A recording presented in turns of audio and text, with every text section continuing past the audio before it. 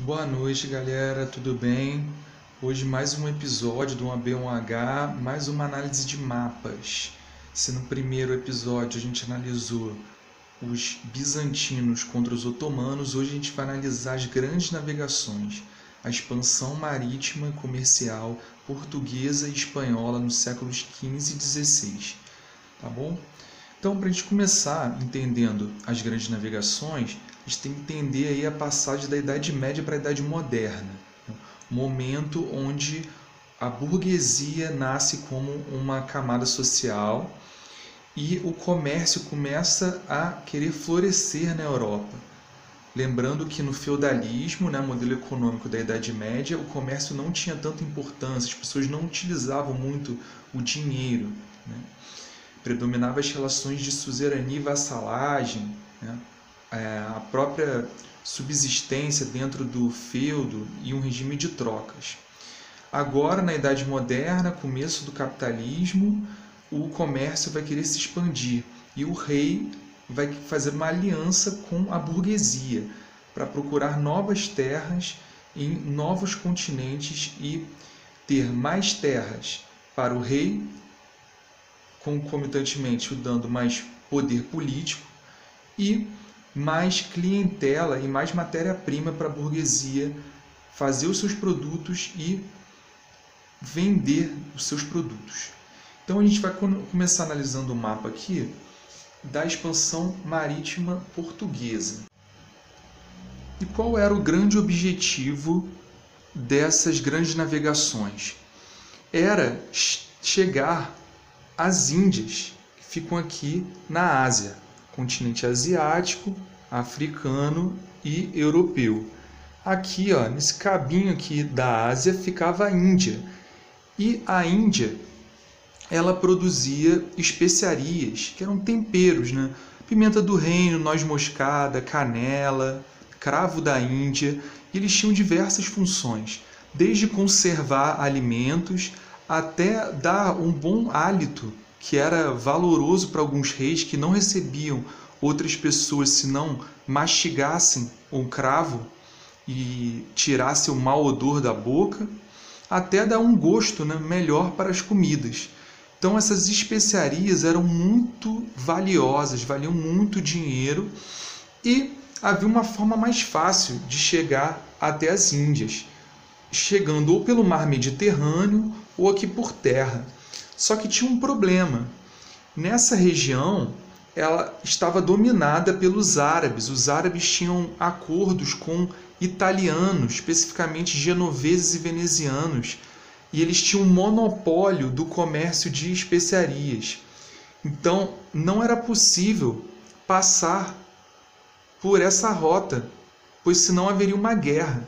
Vale lembrar que em não muito tempo já tinham ocorrido as cruzadas, uma guerra religiosa. Então, eram católicos contra muçulmanos. Então, não era uma boa ideia, inflamar os ânimos.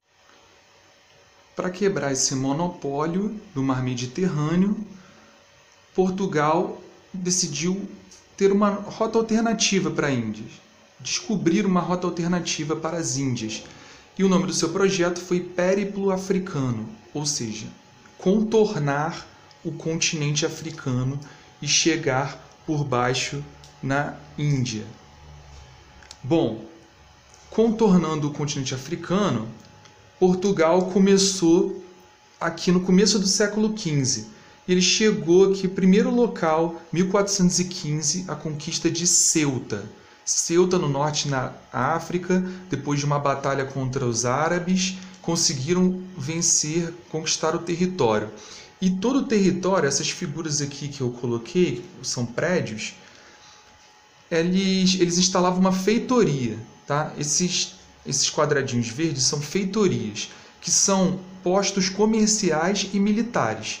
Comerciais, porque eles precisavam comercializar produtos com aqueles povos nativos, muitas vezes escravos também, e postos militares para proteger a sua costa de ameaças estrangeiras, outras potências europeias que poderiam chegar na região e dizer que aquela região era daquele país. Então, como a feitoria já estava lá, era uma forma de proteção para o rei português. Então, saiu de Lisboa, conquistou Ceuta, depois Portugal veio, conquistou Cabo Verde, uma ilhazinha, né, que fala português no continente africano, depois foi para São Jorge da Mina e assim por diante. Notem que Portugal não fez o caminho direto de saindo de Lisboa indo até as Índias diretamente. Isso não era possível porque na época não havia alimentos suficientes para fazer uma viagem tão longa, né? As caravelas eram uma modernidade da época, era uma das invenções feitas próximo da bússola, astrolábio, né? Diversas inovações que foram conseguidas naquela época, né? Criadas, mas não havia tecnologia suficiente para fazer uma viagem tão longa de forma direta. E também Portugal desejava parar na África para conquistar esses territórios, né? E conseguir pessoas escravizadas, produtos, entre outras coisas. Então, por isso, esse caminho de entrar em terra e voltar para o mar. Entrar em terra e voltar para o mar. Quando chegou aqui, tinha um problema. Era talvez a parte mais difícil da viagem, porque eles chegaram no Cabo das Tormentas, como era chamado. Tormentas porque haviam ondas muito fortes, muito altas, que viravam barcos. E na época as pessoas acreditavam que a Terra era plana e que haviam diversos dragões marinhos, monstros que se atracavam com os barcos e viravam aquelas caravelas, aquelas embarcações. Nenhum navegador tinha conseguido ultrapassar esse Cabo das Tormentas, até que em 1488 o navegador português Bartolomeu Dias conseguiu ultrapassar essa parte da África, o sul da África, que é onde hoje fica a África do Sul, e seguir o seu caminho para as Índias. E aí Portugal rebatizou esse cabo de Cabo da Boa Esperança. Boa Esperança porque era um bom presságio que eles conseguiriam chegar no seu objetivo, que era as Índias. Quem chegou aqui primeiro, em 1498, foi o navegador Vasco da Gama. E o Vasco da Gama, ele conseguiu as especiarias, né, mediante a força bruta, né, entrou em conflito com os habitantes daquele local e voltou depois para Portugal para revender esses produtos, essas especiarias, esses temperos. Eram tão valiosos na época os produtos que o Vasco da Gama ele conseguiu revender com um lucro de 600%. Ou seja, se uma canela custasse R$2, vamos botar para a moeda de hoje, ele revenderia na Europa por 1.200. Então, foi um lucro considerável. Portugal, na época, era a maior potência do mundo. E a Espanha? A Espanha, ela optou por uma alternativa diferente. O seu projeto era navegar para o oeste para chegar a leste, ou seja, ela confiava que a Terra não era plana, que a Terra era esférica. Se eles navegassem para o oeste, ao longo de um tempo, eles chegariam na outra parte do mundo e assim, dando a volta, conseguiriam chegar na Índia. Só que, para isso, né, saíram caravelas como Santa Maria Pinta e Nina do navegador Cristóvão Colombo, né, que trabalhava para a Espanha. Então, eles saíram daqui e foram parar nas Bahamas, aqui na América Central, né? Até então, eles chegaram nessa região e acharam que tinham chegado nas Índias.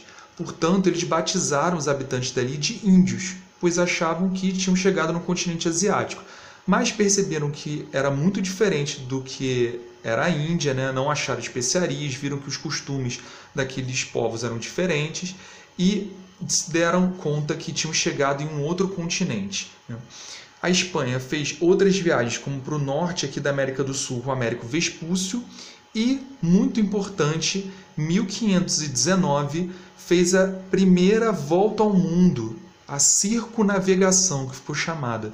Dois navegadores, Fernão de Magalhães e Sebastião del Canho, saíram aqui da Espanha em 1519 e vieram aqui por baixo da América do Sul para sair lá do outro lado e pararam aqui nas Filipinas, né, antes de chegar nas Índias. Nas Filipinas eles tiveram um combate e o Fernão de Magalhães acabou morrendo. Sendo assim, o Sebastião de Elcano continuou a expedição, chegou nas Índias e conseguiu retornar para a Europa. Para finalizar, a gente vai falar sobre os tratados da época, né? Após a descoberta, a chegada na América por Cristóvão Colombo, Portugal e Espanha, com o intermédio do Papa Alexandre VI, resolveram fazer um acordo sobre quais territórios eles poderiam ocupar, né, quais rotas poderiam percorrer. E fizeram um acordo, o Papa Alexandre VI fez um documento papal chamado Bula Intercoetera, 1493, um ano depois da chegada dos espanhóis na América Central. E esse acordo é representado pela linha preta. Ele dividia o Novo Mundo, né, as novas descobertas, em duas partes. Para isso, eles usavam como referencial a ilha de Cabo Verde e traçaram uma linha de 100 léguas para a esquerda de Cabo Verde. Ou seja, tudo que ficasse à direita dessa linha imaginária, 100 léguas de Cabo Verde, seria de Portugal. E tudo que ficasse à esquerda dessa linha imaginária, a 100 léguas de Cabo Verde, seria da Espanha. Porém, os portugueses se sentiram prejudicados com o acordo. E é interessante mostrar também que, na época, o imperador francês Francisco I achou um absurdo essa divisão e contestou, falando assim: me mostrem o testamento de Adão que me exclui da partilha do mundo. Ou seja, que história é essa de vocês dividirem o mundo entre vocês dois e excluírem o restante dos países europeus, dos outros envolvidos, né, interessados nessas conquistas? Enfim, Portugal se sente prejudicada pela Bula Intercoetera e costura um novo acordo um ano depois chamado Tratado de Tordesilhas. Ou seja, essa linha imaginária vai cair por terra e agora a linha imaginária vai ser estendida por 370 léguas de Cabo Verde. Não vai ser mais 100, 370 léguas. E essa linha vai passar exatamente aqui pelo Brasil. Ou seja, tudo que à esquerda dessa linha imaginária de 370 léguas será da Espanha e tudo à direita será de Portugal. Analisando o ano do Tratado de Tordesilhas, 1494, é interessante perceber que esse tratado faz cair por terra a tese da casualidade. O que é isso? De que, quando Cabral saiu de Portugal e teve suas rotas, né, alteradas pelo mar e pelas ventanias e acabou chegando no Brasil, havia uma teoria de que os portugueses teriam chegado por acaso aqui no Brasil, que eles não conheciam essas terras. Porém, como eles podem não conhecer essas terras se eles chegaram em 1500 aqui no Brasil, se havia um acordo 6 anos antes dividindo essas terras? E isso dá margem para a teoria da intencionalidade, ou seja, Cabral sabia da existência de terras ao sul aqui da América e tinha o objetivo de chegar até essa região para pegar matérias-primas, construir uma nova colônia para os portugueses, né? Então, é só analisar o ano que torna inexplicável até a tese da casualidade, né? Ninguém reparte uma terra que você não conhece.